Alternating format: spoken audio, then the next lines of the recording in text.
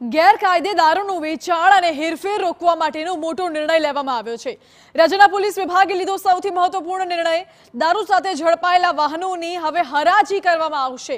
સમગ્ર મામલે રાજ્ય સરકારે વટહુકમ બહાર પાડ્યો છે। વધુ જાણકારી આપી રહ્યા છે સંવાદદાતા કિંજલ। જે કિંજલ, સરકારે મહત્વપૂર્ણ નિર્ણય કર્યો છે, કયા કયા નિયમો છે આમાં? देखो जे गृह विभाग है तेना द्वारा वटहुकम है ते बहार पाडवामां आव्यो छे। वटहुकमनी जे विगतोनी वात करवामां आवे तो कैफी पदार्थों, दारू, गांजा वगैरेनी जे हेराफेर करता वाहनो छे ते पकड़ाशे तो हवे तेनी हराजी करवामां आवशे। चार्जशीट बाद राज्य सरकार छे त्यां हराजी करशे। અત્યાર સુધી કોર્ટમાં જે કેસો ચાલતા હતા તેમનો કેસો નિકાલ ન થાય ત્યાં સુધી વાહનોને સાચવી રાખવામાં આવતા હતા અને ભંગાર સ્થિતિમાં એ વાહનો જતા હતા।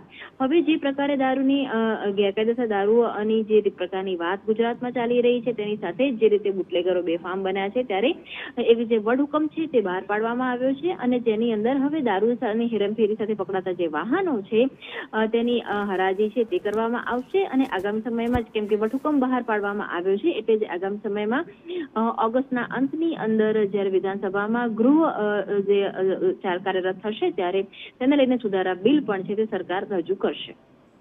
જી કિંજલ, આભાર આપનો।